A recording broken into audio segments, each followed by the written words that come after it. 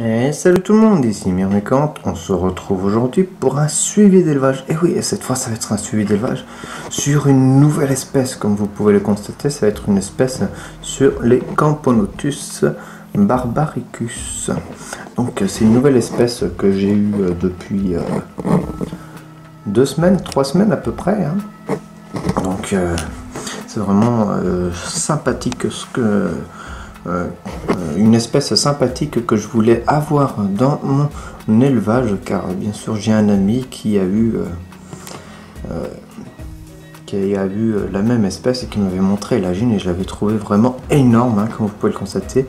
Elle est vraiment gigantesque, elle fait environ entre 1,5 cm et 2 cm. Donc c'est vraiment de très grosses fourmis.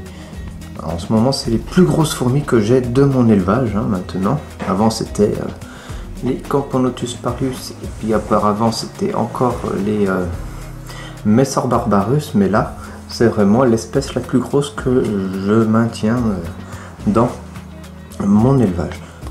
Alors, comme vous pouvez le voir, la gine, alors là, on ne le voit pas très bien, mais est dotée elle est à peu près un peu foncée, avec le dessous du thorax un peu plus clair, marron clair, voire rouge un peu. Donc c'est vraiment très joli. C'est une espèce qui se situe dans le sud de la France. Donc je l'ai reçue avec quelques œufs et quelques larves. Donc là elle n'a pas pondu depuis, ce qui m'inquiète un tout petit peu.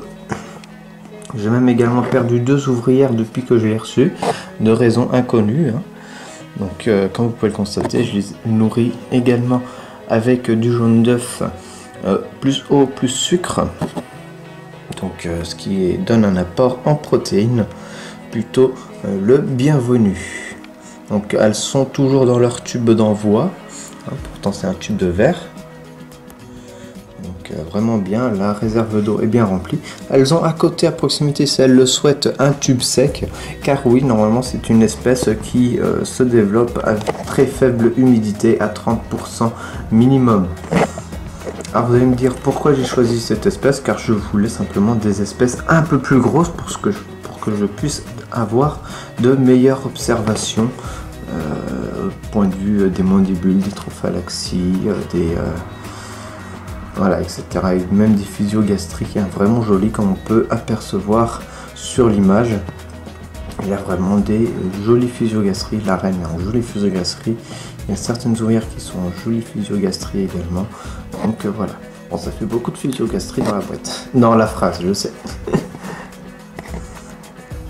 Donc comme vous pouvez le voir, elles ont quand même 3-4 larves, si j'ai bien compté. Alors 3, 4 ou 6 même. Là on les voit pas toutes. On les voit mal parce que c'est sur un fond clair également. Mais bon, voilà, c'est vraiment une très jolie espèce que j'ai depuis peu. Donc j'espère que je vais pouvoir réussir à les faire évoluer comme je peux.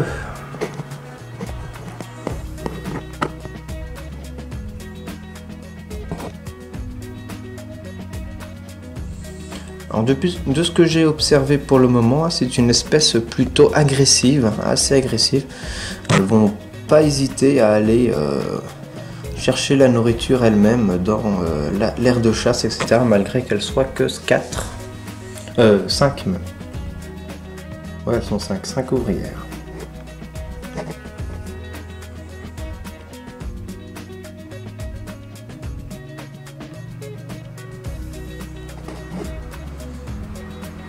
Donc voilà, c'était une toute petite vidéo pour vous présenter l'espèce. Donc j'espère qu'elle vous aura plu. J'ai plus qu'à vous dire à la prochaine pour une future vidéo. Ciao tout le monde!